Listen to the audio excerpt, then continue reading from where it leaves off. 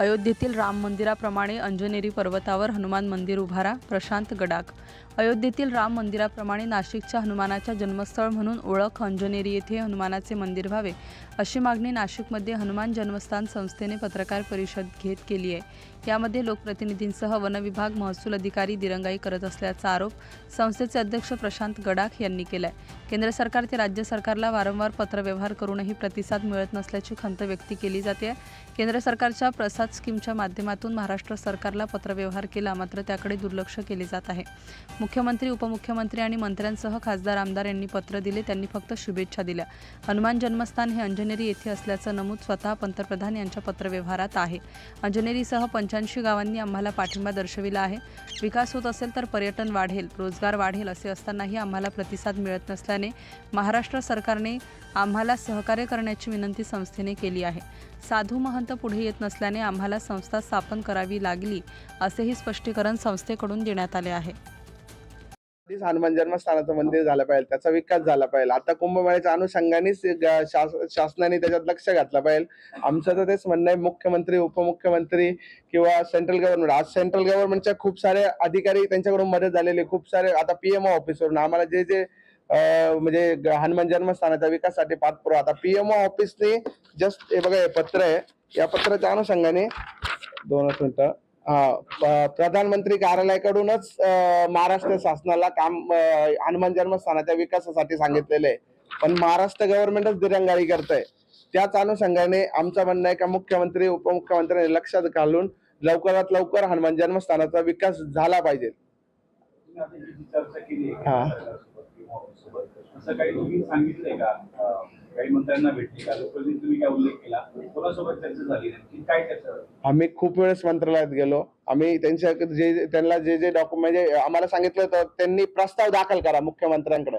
आम्ही खूप वेळा प्रस्ताव पण दाखल केला. अजित दादा पण नाशिकला आले होते, त्यांना पण तो प्रस्ताव दाखल केला, त्यांना पण भेटलो, त्यांच्यासोबत पण चर्चा केली. त्यांना जे ग्रंथांमध्ये पुरावे पाहिजे होते किंवा म्हणजे त्यांनी मला काय सांगितलं, हनुमानाचा जन्म इथंच झालेला आहे, त्याचा तुमच्याकडे काही पुरावा आहे का? तर त्याच्यामुळे ग्रंथांमधले जे नवनाथ भक्ती सार आहे किंवा भरपूर सारे ग्रंथ आहे, गौतमी महात्म्य वगैरे, त्या सगळ्या ग्रंथांमधले आम्ही पुरावे दिले आणि त्या पुराव्याच्या अनुषंगानेच हनुमानाचा जन्म इथं झालेला आहे, हे पीएमओनीच सांगितलं. पीएमओच्या पहिल्याच पत्रामध्ये दिलेलं आहे की हनुमानाचा जन्म जर का नाशिकमध्ये झालेला आहे तर तिथे डेव्हलपमेंट करण्यासाठी तुम्हाला प्रसाद स्कीम मध्ये घेण्यात आलेले आहे. आता प्रसाद स्कीम मध्ये तर मोठ्या मंदिरांना घेतलेले आहे. आपलं त्र्यंबकेश्वरचं मंदिर पण प्रसाद स्कीम मध्ये आहे, घुसणेश्वर, असे मोठे मोठे मंदिर प्रसाद स्कीम मध्ये. तर हनुमान जन्मस्थानाला पण प्रसाद स्कीम मध्ये घेतलेलं आहे. तर आमचं म्हणणं आहे, प्रसाद स्कीम मध्ये घेतलं तर मुख्यमंत्र्यांनी लक्ष घालून त्याचा निर्णय घेतला.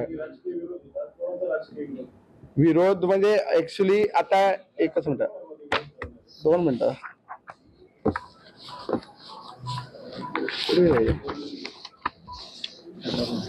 हे मुख्यमंत्र्यांचं ते कुठे आहे?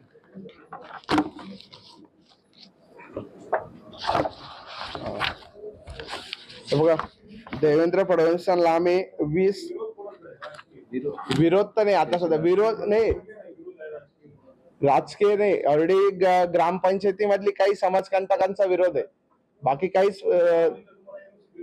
गावाने एनओसी दिला, कधी एनओसी फेवर मध्ये देतात. आता पहिली एनओसी मध्ये दिलेलं आहे का अंजनेरी पर्वताचा आमचा काहीच संबंध नाही, तिथं दाखवलं त्यांना, तिथे दिलेलं आहे अंजनेरी पर्वताचा आमचा काहीच संबंध नाही. दुसऱ्या याच्यात दिलेलं आहे का आम्हाला यांचा विरोध आहे. तिसऱ्या याच्यात दिलेलं आहे का आम्हाला यांचा फेवर मध्ये. ते परत आता प्रांतांक परत त्यांनी डॉक्युमेंटेशन पाठवलं, आमचा विरोध आहे, परत त्यांनी प्रांत बदलल्यानंतर पाठवलं आम्ही यांच्या सोबत आहे. मग प्रत्येक वेळेस त्यांची भूमिका बदलतीये. आमचं म्हणणं आहे, भूमिकेवर ठाम राहायला पाहिजे आणि तिथं विकास होण्यासाठी फरक काय पडतो? आपण सगळे हिंदू लोक आहे, आपल्या सगळ्यांचा आराध्य दैवत बजरंगबली, ऑलरेडी हनुमानाचं मंदिर झाल्याने फरक काय पडणार त्यांना?